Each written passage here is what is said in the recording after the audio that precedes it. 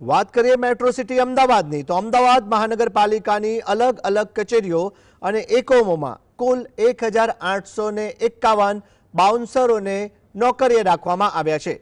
આની પાછળ કોર્પોરેશને છેલ્લા 10 વર્ષના સમયગાળામાં 244 કરોડ રૂપિયાનો ખર્ચ કર્યો છે। કોર્પોરેશનમાં વિપક્ષના નેતા શહેજાદ ખાન પઠાણે એએમસીને બાઉન્સર રાજ ગણાવ્યું છે।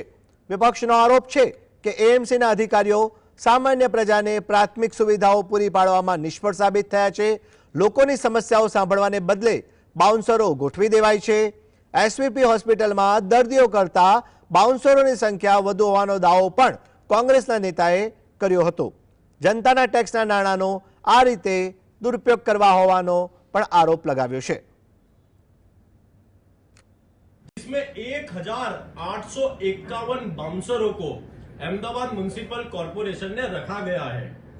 2015-16 से लेकर 2024-25 की बात की जाए तो इन बाउंसरों की कंपनियों को जो प्रजा के टैक्स के पैसे थे, जहां पर गटर, पानी और सड़कों का निर्माण करना था, लेकिन उन अधिकारियों ने अपनी सिक्योरिटी के लिए जनता के टैक्स के पैसों का 244 करोड़ रुपए की मातबर रकम सिर्फ बाउंसरों की कंपनियों को चुकाने का काम किया है। कांग्रेस पार्टी ये मांग करती है कि बाउंसर प्रथा को जल्द से जल्द अहमदाबाद म्युनिसिपल कॉर्पोरेशन से हटाया जाए।